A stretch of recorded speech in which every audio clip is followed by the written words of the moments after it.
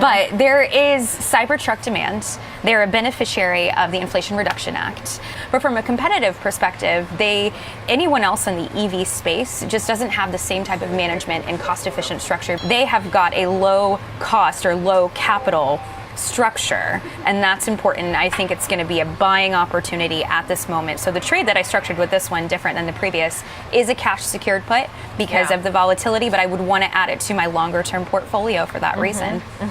Seem very positive on Tesla for the long term, even though we've had some near-term hurdles. 안녕하세요. 현재 일론 머스크 형이 가장 신경 쓰는 부분이 고금리 정책이 아닙니까? 결국 금리 때문에 소비자들은 자동차를 구매하기가 굉장히 부담스러운 환경이고, 그래서 이번 어닝 발표 때도 금리 부분에 대한 불만을 계속해서 드러냈었죠. 그리고 빌 에크먼이 채권 공매도를 청산했다라는 소식이 나왔는데요. 경제가 생각보다 빨리 둔화가 되고 있다라고 말하고 있습니다. 사실 빌 에크먼뿐만 아니라 많은 분들이 현재 이 부분에 대해서 동의를 하고 있는데요. 빌 그로스 역시나 올해 연말부터 경기 침체는 들어갈 것이다. 그렇다면 많은 분들이 기다리는 금리 인하는 조금 더 빨리 오지 않을까? 파월 형이 아무리 엄청난 의지를 보여준다라고 해도 경기가 무너지고 있는데 금리를 안 떨어뜨리고 버틸 수가 있을까요? 그렇다면 금리 인하 시기가 조금 더 빨리 온다라면 일론 머스크 형이 그토록 원하는 장이 오게 될 것입니다. 현재 테슬라의 차트 같은 경우에는 200일선을 한번 터치를 하고 반등을 주고 있는데요. 현재 51선을 돌파할 만한 것들은 굉장히 많습니다. 언론에서 많은 말들이 나오고 있지만 결국 펀더멘탈을 보는 것이 투자자 여러분들의 마음가짐이 아닐까요? 우선 확실하게 주가 반등이 나올 수 있는 재료는 두 개가 있는데요. 첫 번째는 올해 180만 대 달성, 두 번째는 사이버트럭 출시가 있겠죠. 그 중에서도 가장 강력한 시그널은 180만 대 달성이 될 것인데, 그 목표치를 달성하려면 하루에 5173대 딜리버리가 이루어져야 됩니다. 현재 테슬라를 베어리시로 보시는 분들은 3분기 때 판매 대수가 떨어졌기 때문에 4분기 때 목표치 달성이 힘들지 않을까. 그건 좀 억지라고 말할 수가 있는 것이, 현재 테슬라의 생산 캐파는 굉장히 충분한데요. 현재 북미 시장에서 태클을 거시는 분들은 없습니다. 왜냐하면 북미 시장에서 테슬라의 판매 대수를 위협하는 브랜드가 전혀 없기 때문인데, 그래서 태클을 거는 부분이 중국 시장이죠. 중국 시장에서 점유율이 계속해서 떨어진다고. 물론 비아디의 맹추격이 무서운 것은 사실입니다. 하지만 중국 시장에서 판매 대수가 올라갈 수 있는 신호가 지금 나오고 있습니다. 41주차까지 굉장히 판매 대수가 떨어졌었는데, 지금 중국에서 테슬라 보험 등록 대수를 보시면 최근 2주 동안에 굉장히 강력한 반등이 나오고 있죠. 결국 테슬라의 중국 판매가 계속해서 회복세를 보이고 있다라는 뜻인데요. 중국뿐만 아닙니다. 유럽 쪽에서도 테슬라 모델 3 새로운 버전의 딜리버리가 이루어지고 있죠. 결국 이 모든 수치들은 4분기 딜리버리 대수의 실적으로 들어갈 것인데요. 현재 새로운 모델 3가 이탈리아에도 도착하는 모습을 보여주고 있고, 네덜란드에서는 첫 번째 딜리버리가 시작이 되었습니다. 그렇다면 중국 시장뿐만 아니라 유럽 시장에서의 판매 대수 상승도 우리가 충분히 기대를 해볼 수가 있죠. 그리고 미국 시장에서는 세금 혜택을 완전히 쓸어버리면서 토요타를 가격적인 면에서 엄청나게 압박을 넣고 있습니다. 그렇다면 우리가 180만 대 이상 생산 초과 달성, 시장 예상치를 비트 쳐버릴 확률 역시나 올라가는 것이 아니겠습니까? 그럼 당연하게도 주가 반등은 굉장히 강렬하게 나오겠죠. 거기에다가 전기차 생산에 있어서 저비용 저원가로 생산 대수를 미국에서 가장 많이 뽑고 가장 많이 파는 기업이 테슬라이기 때문에 최근에 보여주는 테슬라의 가격 정책은 계속해서 경쟁 업체들을 압박할 것이고요. 한국 시장에서도 테슬라 모델 Y의 판매가 늘어나고 있는데요. 사실 이것이 한국뿐만 아니라 전 세계 곳곳에서 현재 발생이 되고 있습니다. 이것이 투자자분들이 말하는 펀더멘탈이라는 것이 아닙니까? 굉장히 튼튼하고요. 다만 사이버 사이버트럭 싱글 모터를 기대하신 분들이 많았는데 우선 등록된 거는 듀얼 모터랑 트라이 모터, 싱글 모터는 조금 더 기다려야 되지 않을까. 현재 사이버트럭의 출시가 한 달가량 남았는데 아무래도 연말에 출시하다 보니까 딜리버리 대수는 크게 잡히지 않을 것인데요. 하지만 새로운 세그먼트에 진출을 하는 만큼 현재 미국 시장의 기대치는 굉장히 높다라고 보고요. 충분히 호재로 작동이 될 거라고 봅니다. 현재 테슬라 같은 경우는 전기차뿐만 아니라 충전소 인프라도 계속해서 깔고 있는데요. 매 분기마다 서비스 부분의 매출은 굉장히 빠른 속도로 올라가지 않을까. 그렇기 때문에 결론적으로 주가 반등은 반드시 나올 수밖에 없습니다. 그리고 레거시 같은 경우는 여전히 노조 파업에 대한 어려움을 현재 겪고 있는데 미국 소비자들 입장에서 모델 Y 롱 레인지를 살 것일까? 그것이 아니라면 캐딜락의 리릭을 살 것일까? 가격적인 면이 되었든 성능적인 면이 되었든 충전소 네트워크가 되었든 캐딜락이 갖는 이점이 전혀 없죠. 자연스럽게 모델 Y를 선택할 수밖에 없고 전기차 전환율이 높아지면 높아질수록 캐딜락을 비롯한 레거시 기업들이 설 자리는 얻게 되는 것이고요. 결국 이렇게 미국 시장은 테슬라 모델 Y로 점차 도배가 될 것인데요. 그리고 테슬라 같은 경우에는 자본 지출이 12조 초과 예상을 한다라는 공시를 하였는데 가장 중요하게 볼 것은 이거입니다. 현금 흐름을 계속해서 창출하고 있고 긍정적인 현금 흐름, 캐시 플로우가 계속해서 나오고 있죠. 그렇기 때문에 주가 반등이 안 나올 수가 없는 테슬라입니다. 그리고 현재 수많은 투자자분들은 일론 머스크의 다음 스텝, 다음 미래 청사진에 대해서 계속해서 기대를 하고 있고 그렇다면 더 큰 미래 가치 밸류에이션이 계속해서 부여가 되지 않을까요?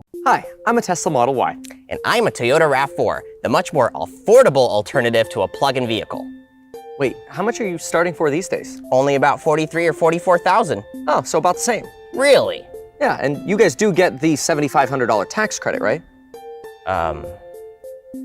Wait, you don't get the $7,500 tax credit? I'm not really made in America, so Like I said, we like to say that we make what matters work, and Palantir is helping us focus on what matters.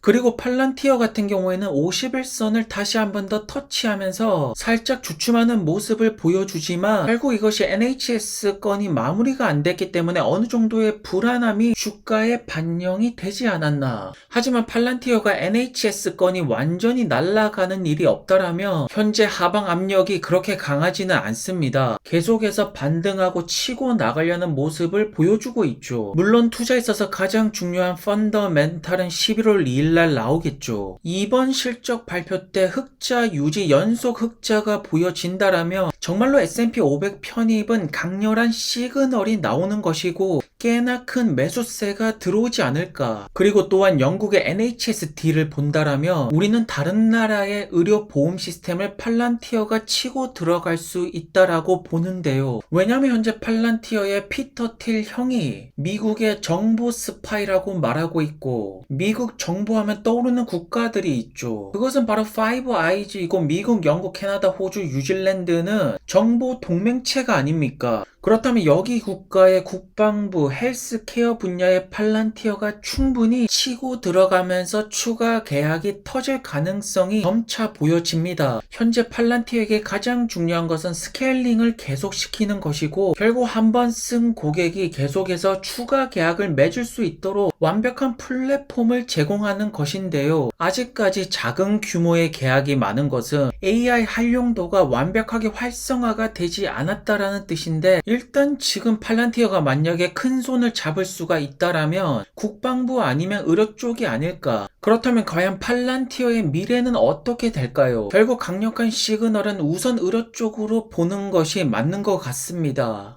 When we chose, for example, automotive, we didn't settle for, the old technology. We betted for the new technology. So, Seer and Lucid are EV. Even Hyundai, when we signed yesterday.